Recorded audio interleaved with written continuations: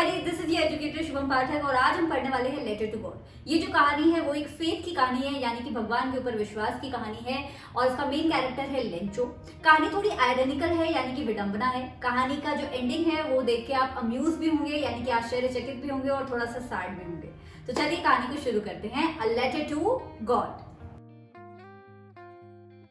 कहानी शुरू होती है एक ऐसे घर के डिस्क्रिप्शन से जो पूरी वैली में अकेला घर है और एक छोटे से हिल के टॉप पे, यानी कि क्रेस्ट पे खड़ा हुआ है। ये घर है आखिर लेंचो का। जब उस हाइट से आप बाहर देखते हैं तो आपको लहलहाते हुए खेत भी दिखते हैं, नदियां भी दिखती है और मक्के की इन पकी हुई फसलों में आपको फूल भी दिखते हैं, जो इस चीज का प्रतीक है कि फसल अच्छी हुई है। पूरी सुबह से लेंचो अपने घर के बाहर खड़े होकर आसमान की तरफ देख रहा है और प्रतीक्षा कर रहा है कि कब बारिश आएगी। बारिश नॉर्थ ईस्ट डायरेक्शन से आने वाली है, तो लेंचो भी नॉर्थ ईस्ट डायरेक्शन में ही देख रहा है। होपफुल लेंचो अपनी वाइफ से बोलता है कि आज हमें जरूर बारिश मिलने वाली है, और उसकी वाइफ रिटर्न में बोलती है कि गॉड विलिंग, यानी कि भगवान ने चाहा तो हमें बारिश जरूर मिलेगी। घर के जो बड़े बच्चे हैं वो खेतों में काम कर रहे हैं और घर के जो छोटे बच्चे हैं वो घर के पास ही खेल रहे हैं, और उनकी माँ उन्हें तभी आवाज लगा देती है कि आ जाओ, सपा बन गया है, मतलब कि खाना बन गया है।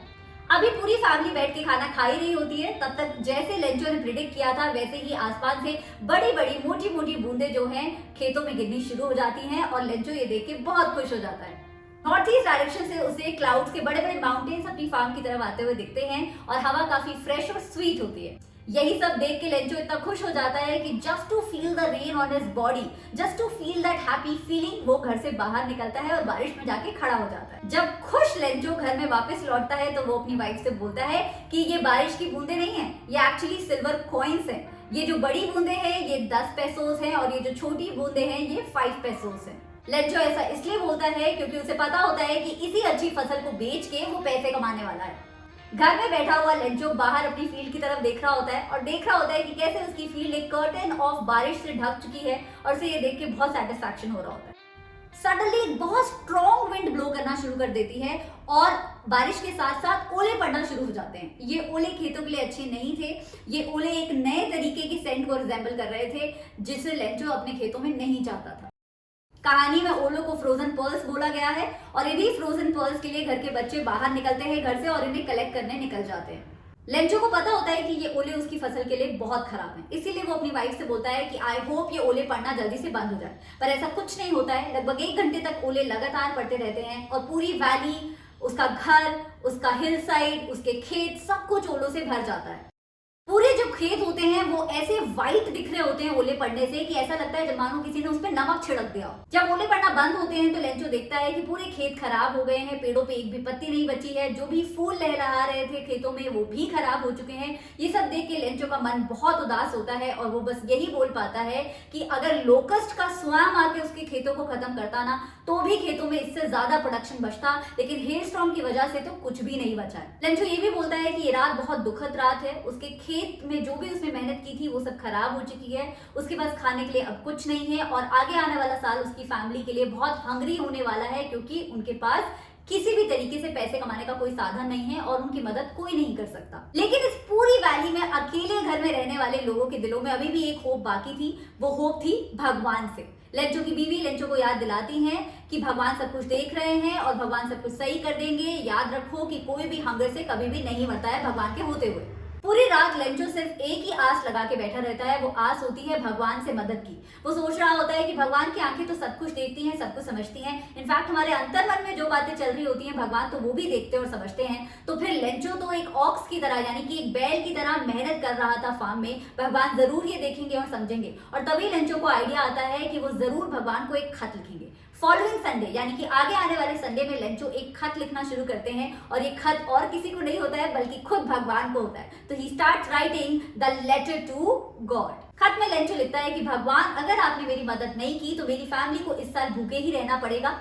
मुझे 100 पैसोस यानी कि 100 पैसोस की जरूरत है ताकि मैं फसल को दोबारा से उगा पाऊं और जब तक फसल पक के तैयार नहीं होती तब तक अपनी फैमिली का पेट पाल सकूं, क्योंकि हेल स्टॉर्म ने मेरी फसल जो है खराब कर दी है। परेशान लेंचो इस लेटर को लेटर एनवेलप में डालता है, ऊपर लिखता है टू द गॉड और इस पे स्टैंप लगा के पोस्ट ऑफिस में जाके मेल बॉक्स में डाल आता है। पोस्ट ऑफिस में काम करने वाला एक एम्प्लॉय जो पोस्टमैन होता है, जब वो इस लेटर को देखता है तो वो हंसते हंसते अपने सीनियर ऑफिसर के पास जाता है और उन्हें ये खत दिखाता है जो कि गॉड को एड्रेस होता है। अपने पूरे लाइफ टाइम में इस पोस्टमैन ने ऐसा कोई खत नहीं देखा होता है जो भगवान के लिए लिखा गया हो। पोस्ट मास्टर जो पोस्ट ऑफिस के सीनियर एम्प्लॉय होते हैं वो एक फैट और एमिएबल यानी कि फ्रेंडली पर्सन होते हैं जो इस लेटर को देख के हंसते तो जरूर हैं बट उसके तुरंत बाद उन्हें रियलाइज होता है कि ये कितना सीरियस मैटर है और वो ये भी बोलते हैं कि वाह इस आदमी का विश्वास तो देखो भगवान पे। आई विश मेरा इतना अच्छा फेथ होता, इतना स्ट्रॉन्ग फेथ होता अपने रिलीजन में, अपने भगवान पे, तो कितना अच्छा होता। और इसी के साथ वो ये भी बोलते हैं कि इस आदमी ने तो एक कॉरेस्पॉन्डेंस शुरू कर दिया है गॉड के, और इस सेंटेंस के साथ उन्हें रियलाइज होता है कि अब वो लेंचो की मदद जरूर करेंगे। लेंचो का फेथ अपने भगवान से ना उठे इसके लिए पोस्ट मास्टर ये दृढ़ निश्चय लेते हैं कि वो लेंचो की मदद जरूर करेंगे। लेकिन जैसे ही वो लेटर खोलते हैं उन्हें रियलाइज होता है कि सिर्फ लेटर को आंसर करने से काम नहीं चलेगा, इसके अलावा भी उन्हें लेंचो की मदद थोड़ी सी करनी पड़ेगी। लेकिन वो अपने निश्चय पे अमल करते हैं और वो लेंचो की मदद करने के लिए अपने ऑफिस में एम्प्लॉय से चंदा इकट्ठा करना शुरू करते हैं। पोस्ट मास्टर अपनी भी सैलरी का कुछ हिस्सा देते हैं लेंचो की मदद के लिए और उनके ऑफिस के एम्प्लॉइज भी एक्ट ऑफ चैरिटी के लिए कुछ कुछ पैसे स्पेयर करते हैं। 100 पैसों तो इकट्ठे नहीं हो पाते हैं लेकिन फिर भी आधे से ज्यादा पैसों इकट्ठे हो जाते हैं और उन्हें सोच के बड़ी खुशी हो रही होती है कि उन्होंने एक अच्छा काम कर दिया। पोस्ट मास्टर बड़ी केयरफुली इन पैसों को लेटर एनवेलप में डाल के लेंचो को एड्रेस कर देते हैं। इस लेटर के अंदर सिर्फ एक ही सिग्नेचर वर्ड लिखा हुआ होता है, गॉड। अगले संडे लेंचो थोड़ा जल्दी आ जाता है पोस्ट ऑफिस और पूछता है कि क्या उसके लिए कोई लेटर आया है। पोस्टमैन उसे खुद से ये लेटर डिलीवर करते हैं और पोस्ट मास्टर जो सीनियर एम्प्लॉय होते हैं वो अपने डेस्क से लेंचो की तरफ देख रहे होते हैं और साथ में उन्हें काफी कंटेंटमेंट यानी कि सेटिस्फेक्शन भी फील हो रहा होता है क्योंकि उन्हें पता होता है कि उन्होंने एक अच्छा कर्म किया है यानी कि एक गुड डीड परफॉर्म की है। लेकिन लेंचो को पैसे देख के बिल्कुल भी सरप्राइज फील नहीं होता है। इनफैक्ट लेंचो को तो जब लेटर ओपन करता है तो गुस्सा आता है क्योंकि उसे लगता है ना तो भगवान कोई गलती कर सकते हैं ना तो भगवान उसकी रिक्वेस्ट को डिनाई कर सकते हैं। इमीडिएटली लेटर पढ़ने के इमीडिएटली बाद लेंचो जो है विंडो पे जाता है, पेपर और इंक की मांग करता है और लेटर लिखने में बिजी हो जाता है। पब्लिक राइटिंग टेबल पे जब बैठ के लेंचो ये लेटर लिख रहा होता है तो उसकी भौं चढ़ी रहती है यानी कि रिंकल रहती है क्योंकि उसे काफी गुस्सा आ रहा होता है ये लेटर लिखते हुए।